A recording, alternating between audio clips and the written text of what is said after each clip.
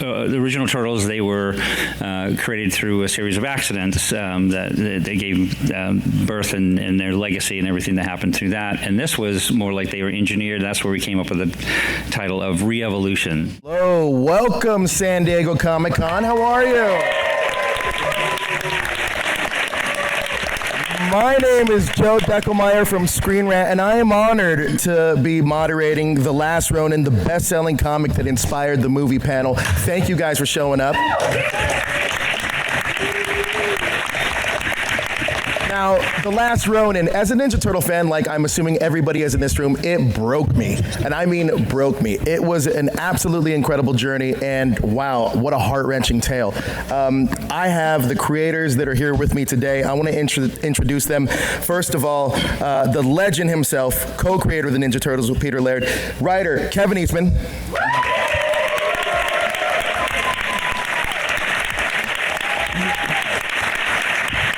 Incredible writer, Tom Waltz.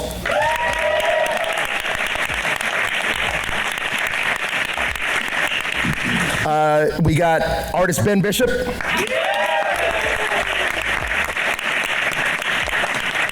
The Escorza brothers.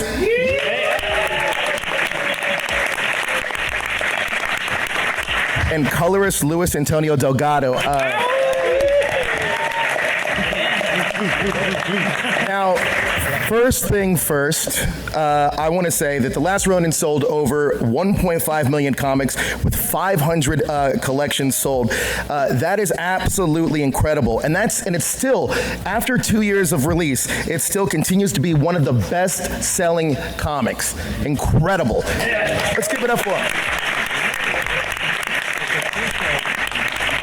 So I want to thank these incredibly talented people for joining me today. The book is such a success, and thank you so much for thank you guys so much for turning the Ronin verse into a pop culture phenomenon. You guys are incredible. There's going to be a movie that's in development, which I'm sure you guys are really excited for. Also, that's going to be from Paramount, and also a video game adaptation coming soon from Black Forest Games and THQ Nordic, which absolutely incredible. Also, there's my favorite toy line, NECA. They're doing a killer job with these toys, right? Continues to put out action figures for you guys. Now, all this is due to The Last Ronin, which you guys created, so give them another round of applause, please.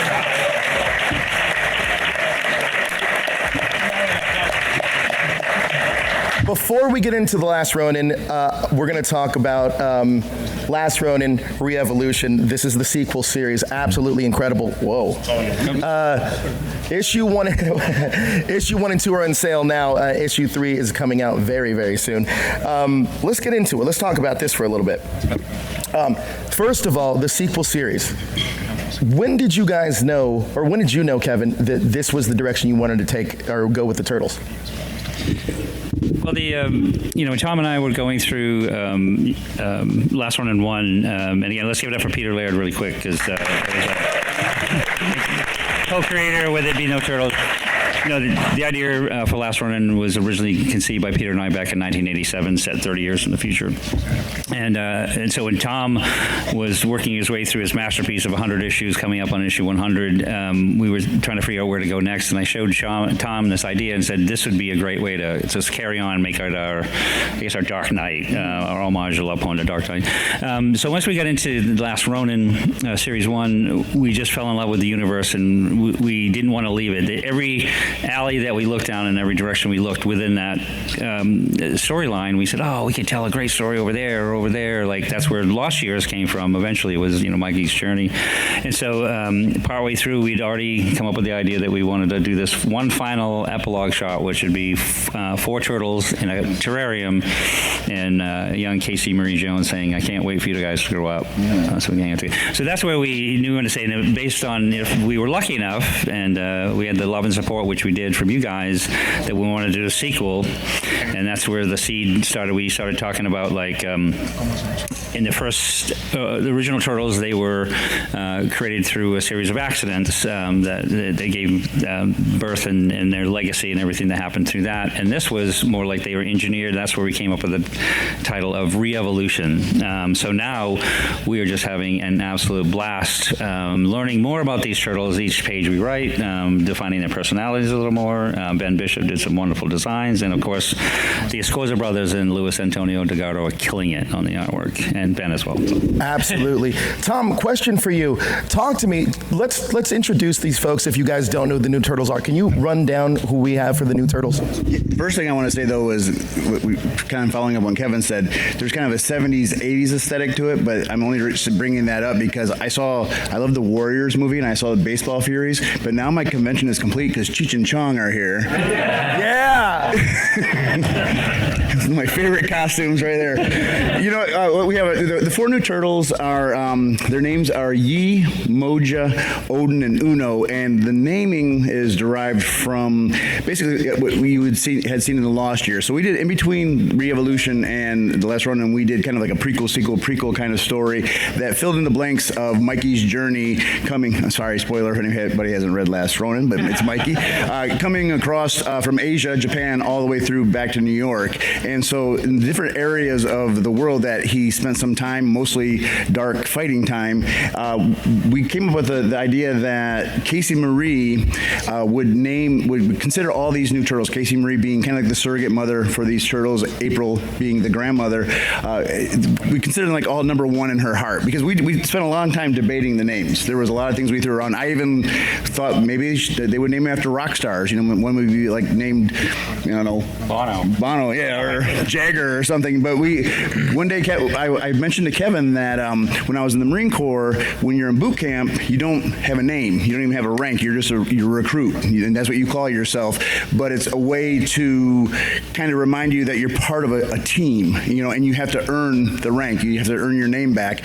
And so Kevin said, that's an interesting idea. And he goes, like, it's almost like being a number. And it was like something clicked right there. And he goes, and maybe like they're all number one in Casey's heart. And then that's where those names came from. And then we decided the different regions of the world. I think it's Yi is Chinese, and then Moja, is that Swahili? Swahili, yep. And then we have Uno, obviously that's Spanish, and Odin is kind of the Ukrainian word for one.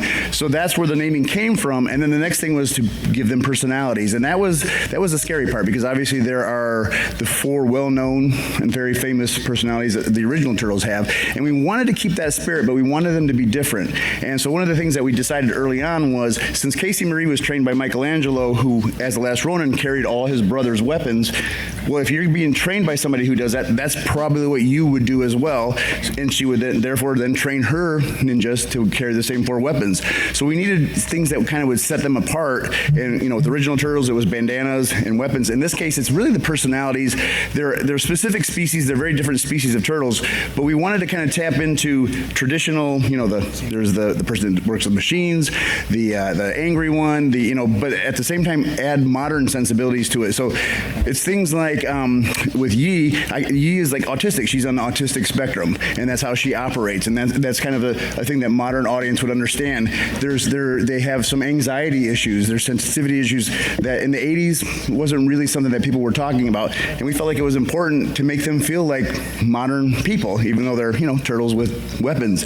And so that's where we kind of like laid the foundation, and we've been building from there. And like Kevin said, it's just been every page, every panel is a discovery of these turtles and who they are. And it's been a lot of fun without losing track of where they're from. And that's the four original Turtles.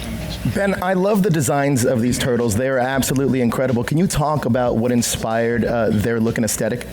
Yeah, I got the good news one day when we were in Florida at CGC from Kevin and Tom. They were like, hey, buddy, you're going to be designing the new Turtles. And I was like, what? And the main thing then, too, was, and tell me if this is too close, was to be able to tell them apart without the bandanas and without the specific weapons. And so Kevin had thrown at me like these pages and pages of every single turtle species ever discovered. And I let it soak in. And all there's a lot.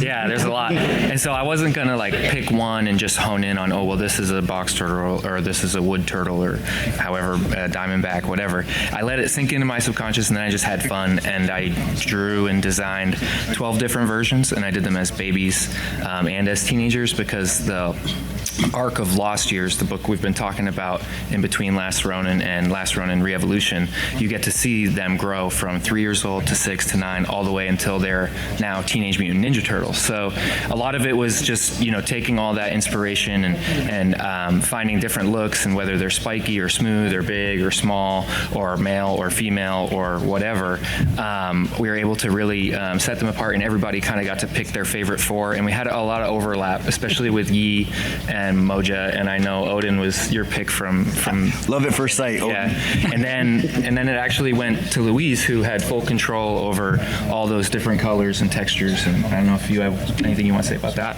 Yeah, well, we have some art up right now from issue number 1, and a little bit of a highlight here. This is the story so far. Let's talk about the art and the colors a little bit, if you can. Me? Yeah. Yeah, well, these pages are from the Escorza brothers right here.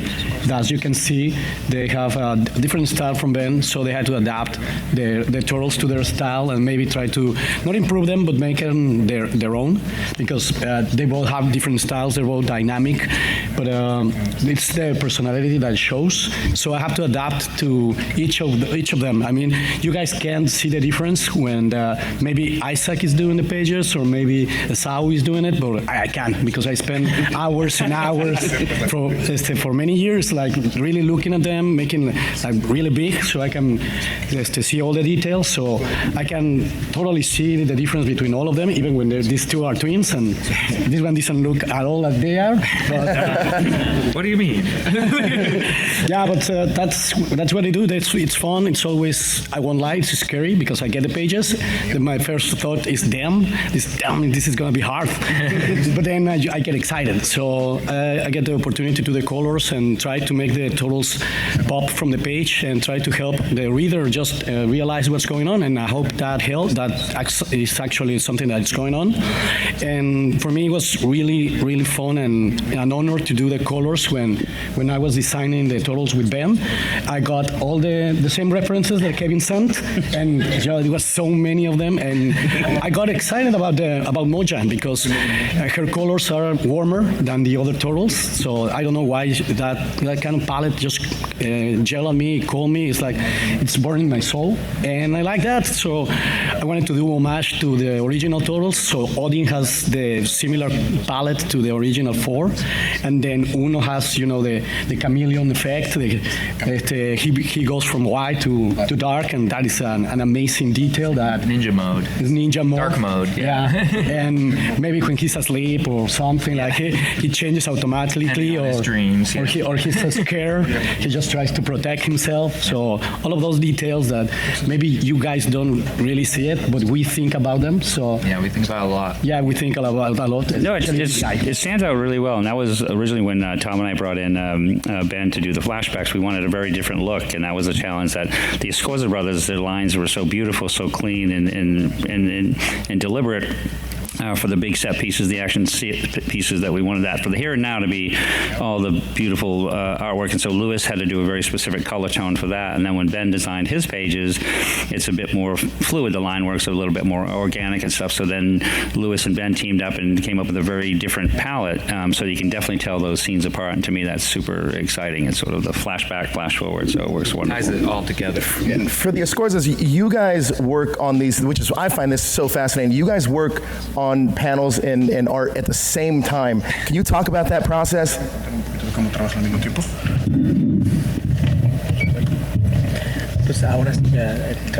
No, the work has actually been realized. It's easier to work together. Esau is doing pencils and I'm doing the inks. Now that we're doing like that. But obviously, sometimes when we are running out of time or we have some backlashes or something, what we do is we actually like, okay, I'll take half of the page for the pencils, you'll take half of the page for the ink, then swap, and we keep working on the same table. So yeah, we usually, if we run out of time, that's usually what happens. It's also important to mention mention that since the beginning, it has been an honor to work with the whole team. So it's like a dream that we have been living that it's not actually ending. So that's the good part of it, not like all the other dreams. It's actually growing instead of going like dim or something.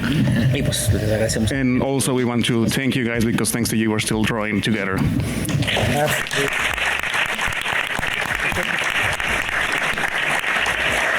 And I just want to say really, he said. just really quick. One of the things that I loved about working, so many reasons I love working with the Escorza brothers is I don't speak Spanish at all. They don't speak a lot of English. And for the first series, I did all the layouts and scene directions. I showed them like, here's the sets, here are the pieces, here's the layouts. And that was our communication. We literally communicated through pictures, and it was the coolest thing ever because they would then take my little doodles and scratches and said, this is on the page, and they made them beautiful. So I was like, it was just a fantastic experience. In this series, what's great is they're all on their own. They're just killing it, doing their own fantastic work. So up next, we have some highlights from issue number 2. Can you talk to me, Tom, about what we're seeing? What are we seeing? What are we seeing? Tom needs glasses. Vince Flash. Oh, okay, I see what we're saying. I'll say, well, in the first last Ronin, one of the big reveals was that April was holding on to the Fugitoid's head, and in a lot of ways, this is kind of the soul piece for Peter Laird, because Fugitoid is very much a Peter Laird character. We wanted to make sure that was one of the things at the front end, because when Kevin showed me the outline, it was from '87. Obviously, the future was now in real life, so we had to change what they were predicting for the future, because one of the things Peter predicted was these flip phones that you might have in your pocket that you could do everything you wanted. And I was like, I thought, dang, he's Nostradamus. And so so we had to futurize the present. And but one of the things that we absolutely said we have to have in there is Fugitoid. That was our kind of our soul piece, I felt, for Peter Laird. And so in that story, April, there's a calamity in the past when in a huge disaster for the family, and April keeps Fugitoid's head, who was one of the allies to the Turtles in the past. And when Mikey arrives, she realizes why she kept that head, because it's basically a computer, and it was something that they could use against the big bad Baxter Stockman in a battle. And I won't go too much further into it, but in this story, at the end of the story, Fugitoid becomes something different. So if anybody hasn't read it, I won't say what it is. Everybody who has read it knows.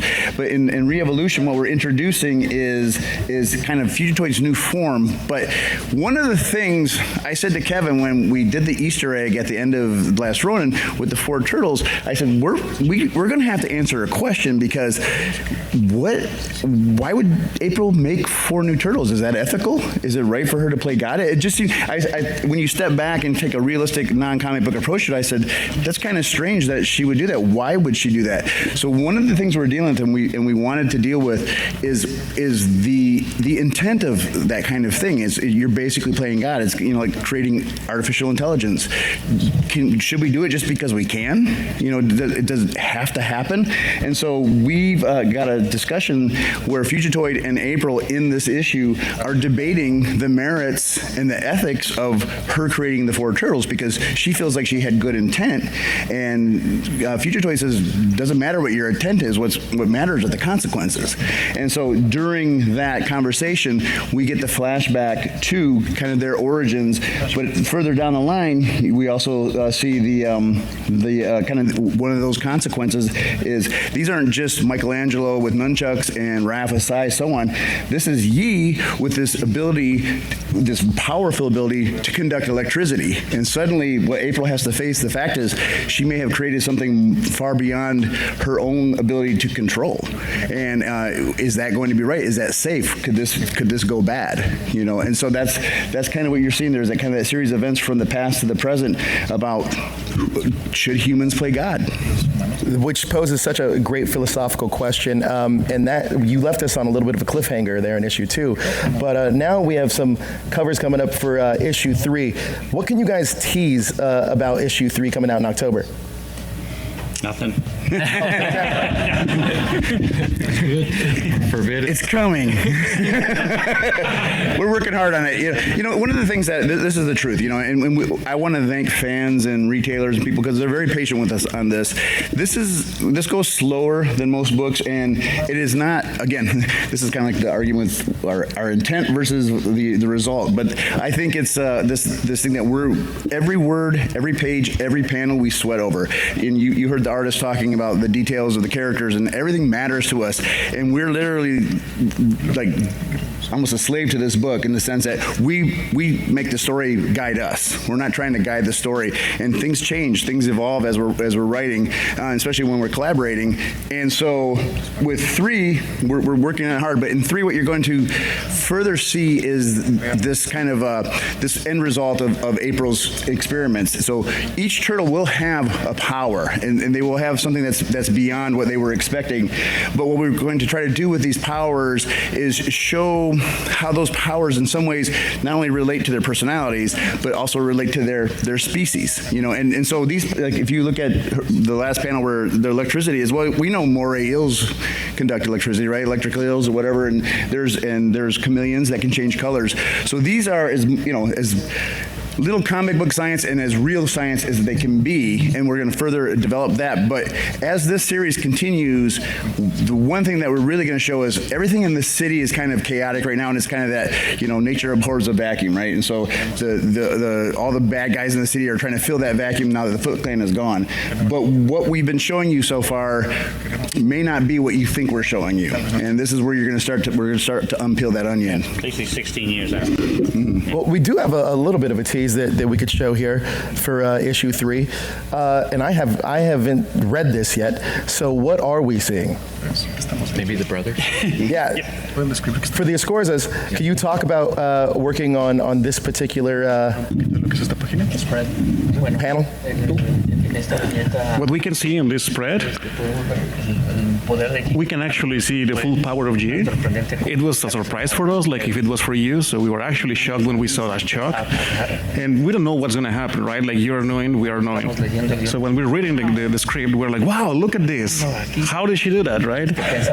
So we were thinking that maybe the first issue was just an issue or something, but we thought, oh, maybe she's just changing color because of the nature. But no, when we saw this type of power, we were surprised. We have no idea of how actually to represent that on paper the first time. We struggled for a couple of days, like, should this look like something everyone has seen or not? We were surprised. G has this kind of new power, that the magnetic power we can see on the splash, that she's using actually to protect like a field force for the brothers. We can actually remember a couple of heroes for different companies, like the Invisible Woman, the actual field, Magneto, and all those kind of things. But in reality, we're also discovering what's going to happen after this, because we don't know how far G can go with this actual power. And they're teenagers. Think about what happens when you're a teenager. What's more confusing and frightening than puberty? So why would it be different for teenage turtles? So I want to talk about the colors just for a second, because these colors really pop, and I feel like that really sets the tone for the whole book. Can you talk about your approach to the color of some of the colors we're seeing now, Louis? Well, most of the times I have no idea what I'm doing, so I try to plan, but plans don't work. So I just go with my gut, and people always ask me, why do you choose this particular color? And I always say that because I liked it. That's the whole idea behind it. But I have to say that I try to approach each artist in their own way. So Ben's coloring, the rendering is softer, and I have to make selections and different ways to go with his line. And the Escorza brothers might be more inspiring the 80s from the original books that we love and then Kevin used to love. So I go with a harder kind of brush, and all that I want to do is just make the characters pop and help the reader just follow the action without even knowing. You don't have for example, in these pages you don't have the text, but you know what's going on, and your eye knows where to go. So that's what I have to do, how to help tell a story, and I just try not to ruin with these guys are doing, and Kevin is writing, so I just doing my best to help move along the story. And especially when we have like his powers. I used to work in Ghostbusters, so I like to do special effects. So I'm really always happy to see special effects because I feel more comfortable doing that, and it gives me the opportunity to make a big splash. And I hope you guys like it too. So I would say really quick, it's just what's wonderful about this whole lineup of incredibly talented people is that everybody brings their A game, which is they would anyway to I think any project they do, but it's something that this project, the way it comes together, is really a full and awesome and important contribution of everybody along the line. So it is those pieces that come together. Like, we send the materials to the Escorza brothers. They go with their instinct, what they feel, what the story should look like, how they want to pace it. That evolves naturally and organically for them. The same with Ben with the sections that he's given for these complex backstory pieces. But then Lewis really has a really tough job because he has to make it all cohesive and work together, and it's intuitive, and that's why he's an artist, and that's why we hope to work with him for a very long time. I'm going to say too that Ben's been able throughout the history of the Roninverse to do some iconic flashback pages, but I'm going to say that first page we just saw is the first of, I think it's like, what, 6 pages? 4? Yeah, that are my favorite flashbacks that he's done. I was so excited. When I sat down and Kevin had an idea for that flashback, my first thought was, oh, dang. Then I scripted it out and I passed it to Ben, and then the art came back and I went, oh, dang. So it's really good. I'm like, sometimes that's all I get in the email, and I'm like, is it good? I don't know. I always say, now I know. Noise. Good job. Good gang. Yeah. Like I said, the original Last Ronin broke my heart, but this looks like it's a something major is going on on this page right here. We're gonna break your heart again. Oh, I feel it already coming. So Everyone goes, oh. yeah, we don't know what's going on, but can you describe what you can tease with this? You guys? Oh, cool. Maybe of course you guys. Can't see it. They are asking me if they are actually allowed to say something about the page. Yeah. They asked me that. Yeah, they said what? If they can say something about the page, or they should just stay here. Oh yeah, absolutely. She is pretty tired. She has her new brand powers, so she doesn't know how to control them, and she just got tired and like, I'm gonna take a nap. You keep fighting, please. So she's just sleeping. Yeah, teenagers sleep a lot, so that's what we're seeing here. Or is she? Well, I'll say, because this is these are the pages from issue. This is issue 3. 3, yeah. The one of the things that we, Tom and I, carefully staged out through the series is it's important to, like, you mentioned this concept of April playing God and these things that she created and what they realized, because it could be, is it something that's going to be exactly like the people she was trying to model after? Is it going to be something that's going to blow up the world? Is something in between? And the same thing for the characters themselves, as they're discovering themselves and finding their sense of purpose, because it's also 16 years after the end of Last Ronin 1, and so the city has evolved, the characters within the city, it's a very complex sort of system of, when you have something like the Foot, who once controlled the whole city, that breaks down, and there's a lot of things that come in to fill the gaps, and of now controlling different parts of the city and creating a structure that's complex, which is always not necessarily good for the real people in the city, the working people. And that's what we felt in many ways with the original Turtle series, is they evolved to not just this blood feud with the Foot, but they were the protectors of the city and the protectors of the people of the city. So that's, we're still trying to have the Turtles help the new Turtles define their purpose and what the purpose is, and sort of define the the layout of the city, the complexity that the city's become. So it's interesting. I don't want to get too much into the weeds because there's so many fun things and pretty epic things. I think we're right in the middle of writing, I think, a 30-page fight scene that's going to wrap up the series and stuff like that. So we're in it, and it's going to be awesome. There's another aspect to this too that's been fun for me is when let's say like you're a kid, you play soccer, right? There's a difference between the soccer player and being the soccer mom, right? So for a long time, Casey was the player, she was the kid, but she's a mom now, and April's a grandma, and so that's become an important role. And if you think back on Turtle history to the point at the end of Last Ronin where Mikey realized, you need to know peace, because their whole life had been this pursuit of vengeance for their father, good or bad, it was this pursuit of vengeance, and his last message was don't do that. And what we're finding is that was a complicated and dangerous struggle for them their whole lives, but it turns out trying to trying to gain peace is just as complicated and as hard. You know, it's a struggle either way, and it's just how you go about it. So I've been having a lot of fun, you know, because when I started writing turtles 15 years ago now almost, people would always ask how many, who's your favorite turtle, and they always felt like kind of like my stepkids. This is daddy, I'm stepdaddy. But I always say, like, when we're like 3 minutes a baby. But what I always would say to people is, you know, it's interesting to me because at this point in my life, I'm a dad, and so when I wrote the 100 issues from one, it wasn't until I got to like 100 I realized I was writing Splinter's story. This was Splinter's story the whole time because that's who I really related to. Because I'm a dad now. Maybe 30 years ago, whatever, it would have been a different story, and this is very different than The Last Ronin because now I feel like we're not telling from a friend's perspective, but a parent's perspective and a grandparent's, and so there's fears of being a parent, and when you have to send your kids out to battle and you don't want to, but you have to, how do you handle that? We have cover art for issue 4, which looks gorgeous. Coming soon. What can you tell us about issue 4? I mean, issue 3 is not even out, but what can you tell us about issue 4 based on what this cover art is?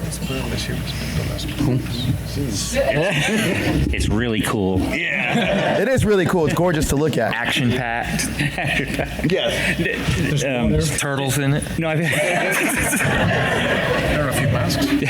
Mutant turtle. no pizza yet, but no, it's tough. Is now we start dipping into dangerous territory. No, I had this problem like early on when we'd do panels, especially at Comic-Con, because a lot of times we're working multiple issues ahead. So we're like, we've already solved problems. We're like 3 issues ahead of what you guys have actually seen. So then you go, oh yeah, and then when this happens, they're like, wait, what happens?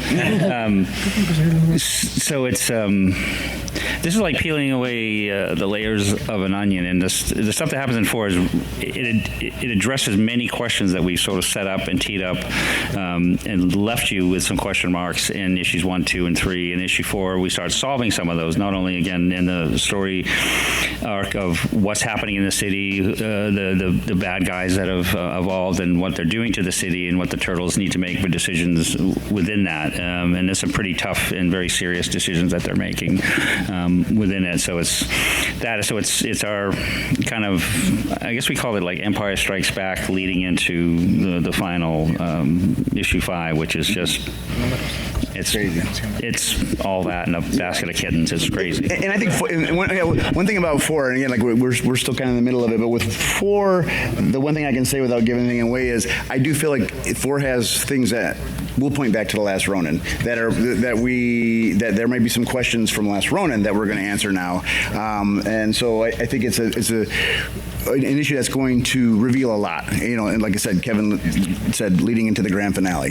How far ahead are you guys within the story process and just finishing scripts and stuff? You guys? But you just wrapped up issue 10? Was it?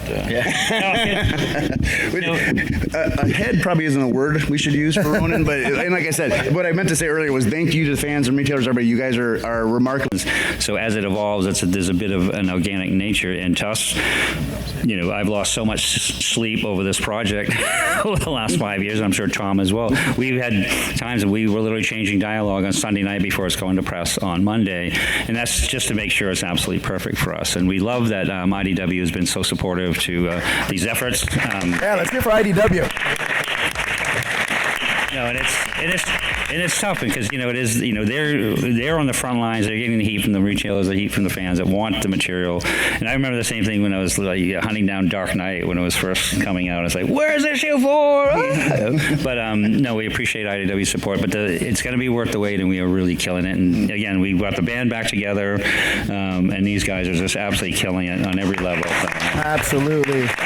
The first 2 issues are currently on sale now. You can get the 3rd issue in October, but now I want to move on and talk about this. The Last Ronin. going down swinging. We're going to give you some behind-the-scenes looks at how this all came together and the process behind it. One thing I've always loved about like home entertainment releases for like movies are the DVD extras, and I feel like this is going to be a great way to kind of talk about how you designed some of these iconic deaths that broke my heart. First thing I want to talk to you guys about is Kevin and Tom. These are your scripts, and Tom's script and Kevin, some of your art. Talk to me about what we're seeing in the this is the first starting process of what you guys did. So I'm sure this brings back a little memories. So talk about this for a little bit. You see it? Memories and nightmares, for sure. No, that was, one of the things that, Tom and I went through, and we approached it very much like Peter and I would approach stories back in the day.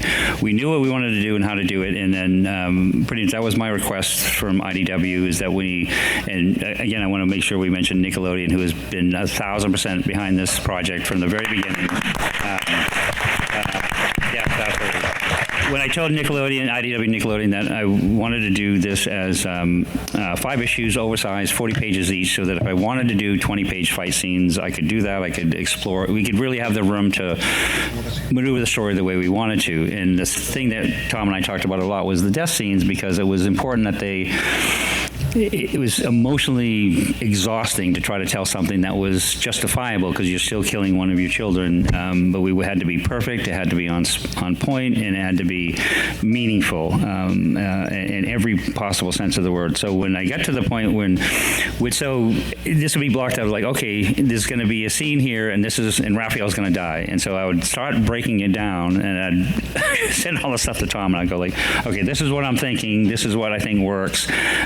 And this is ultimately, we ended up using it to the guide, is that's what I sent to Ben. Ben then illustrated the final, the scenes, and Lewis colored them as a flashback style. And this the way is, I've got 4 sketchbooks that are filled, and every single page is the story from beginning, middle, and end in this layout form. And then Tom would go back, because we would talk about it before, and then I would do sort of my Jack Kirby style, making dialogue notes and panel notes in and around the series, in and around the pages.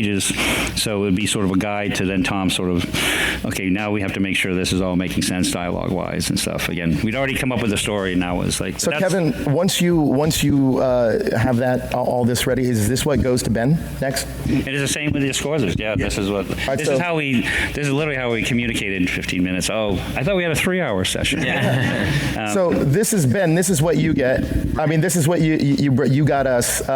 Can you talk about breaking down this panel after you get those notes from Tom and Kevin?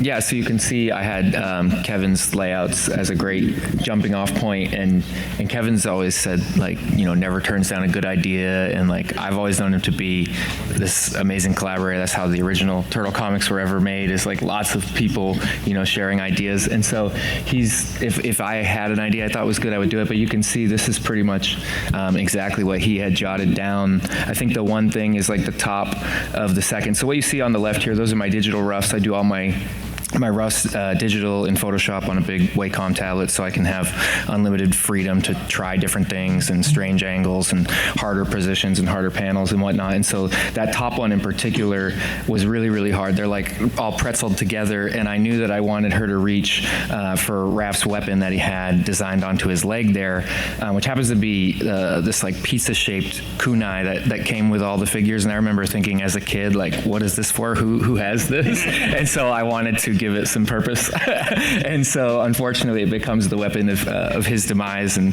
goes into the bottom of his head. But what you see on the right there is my finals. So then I'll print out my digital roughs, I'll put them on a light box, put on a new sheet of paper, and use a real pencil and paper for my finals. I don't ink anything. I actually just use 0.5 mechanical pencil. It's just how I've always done it. Inking is like a skill in and of itself, and I never had time to learn that as well, so I just kind of refined my pencil finishes. But it was definitely an amazing process working off of Eastman layouts and seeing how he would have done it, because nobody does action like that. So now I just learned something. So Raph died from a pizza spatula. Yes.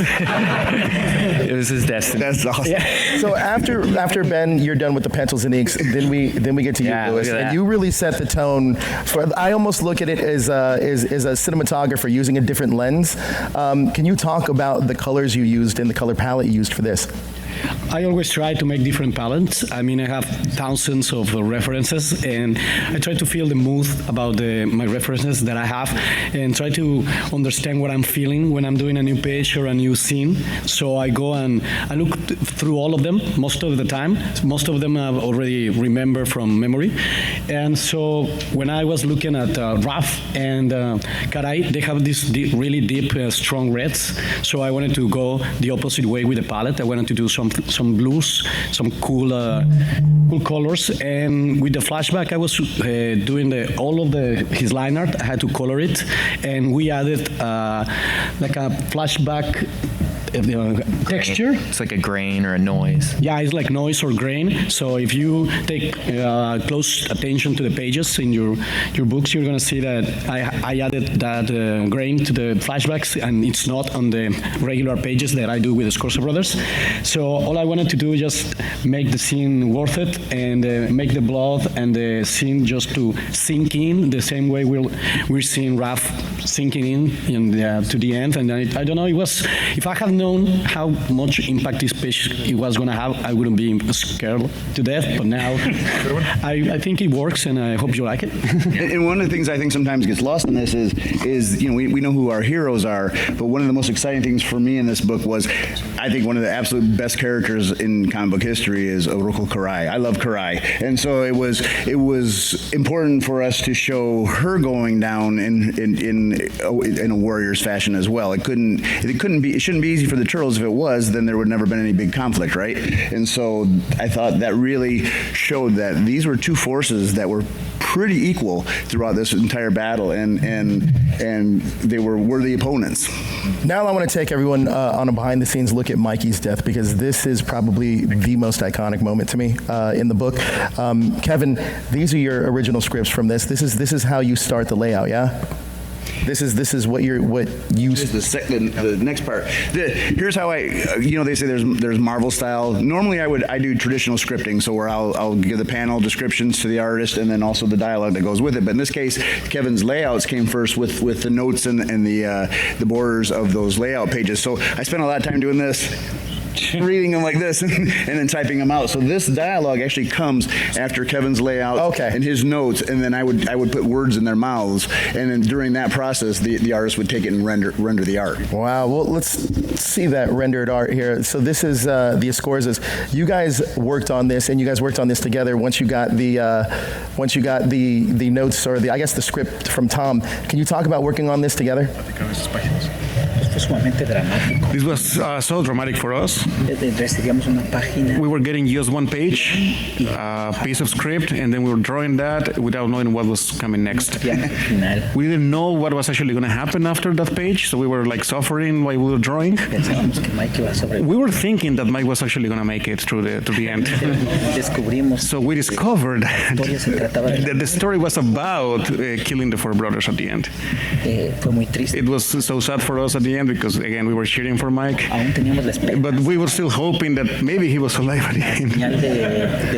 When we saw the beating heart signal on the panel, we were like, maybe he's alive. It's going to happen that happened on the first number, right? He's going to come back to life. And then the last page was a complete surprise for us. So we were as surprised as you. When we got the final page, we were like reading and rereading and like, are we actually understanding what's happening? Because it's actually dead, right? And he was asking him, like, is he dead? Yeah, he's dead. Kevin with the layouts, he gave us like a pretty sad scene for all of us as artists and for you as fans. And I think it was one of the greatest results that we had from Kevin's direction, Tom's script, and what we could do at the end. And Louis, go ahead. Sorry. Louis, can you talk about the colors in this one? Because this one pop a little bit more, but it's still somber. It's a different filter, I guess, for what I would use as a camera lens.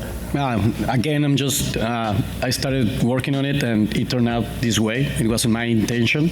So I don't know how it's going to go. And then it's really exciting when I'm thinking about a page in my mind, and then it turns out better than I thought about it. So that makes my whole process and all the hard work worth it, because I get excited because it turned out actually good.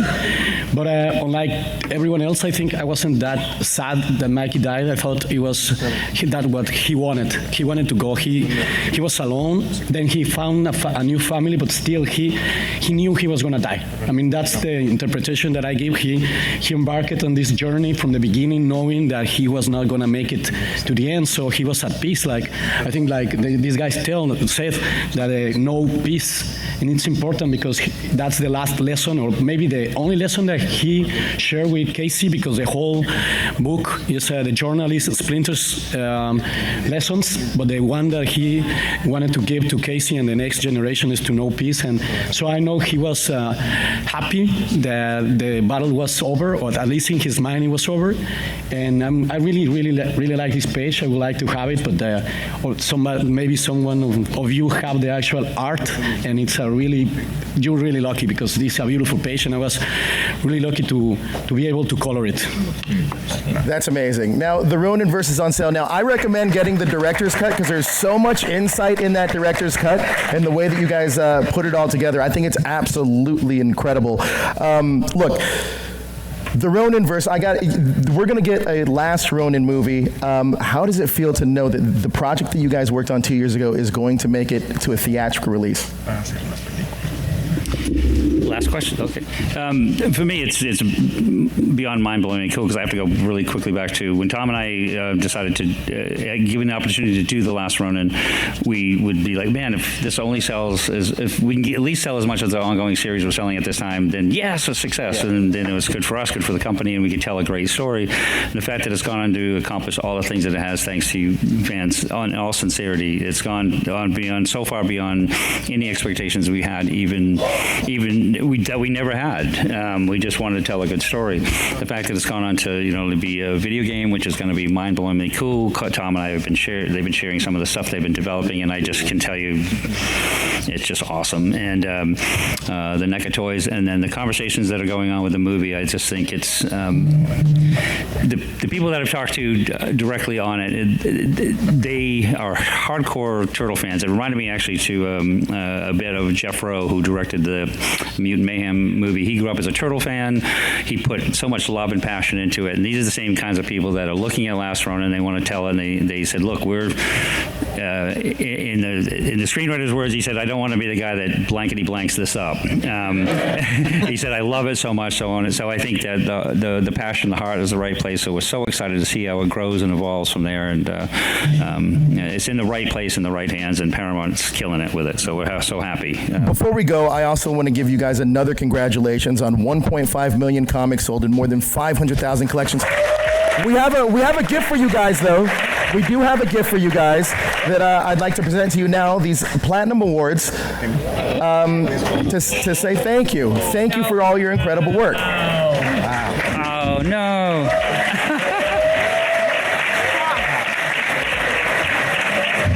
Everybody, thank you for joining us for the Last Ronin panel. You can visit them. The books are available at IDW, booth 279 for the Last Ronin Comics and Collection. Thank you. Wow. Thank you, everybody. Thank you, Paramount. Thank you, IDW. We love you guys.